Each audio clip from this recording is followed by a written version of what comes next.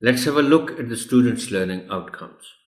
After completing this unit, students will be able to identify and classify one and two syllable words that rhyme, pronounce the weak forms of a and the in simple phrases and of be in contractions, demonstrate common conventions and dynamics of oral interactions in group 2, introduce themselves and others, express needs and feelings, locate specific information in a clock by the hour by looking at the position of the hands of the clock, interact with the text and use reading strategies while reading to use pictures or rebus in text to increase understanding.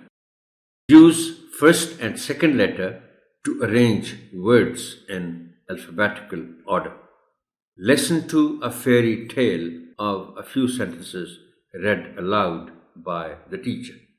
Recognize the function of selected words, for example, what, when, to write answers to simple questions.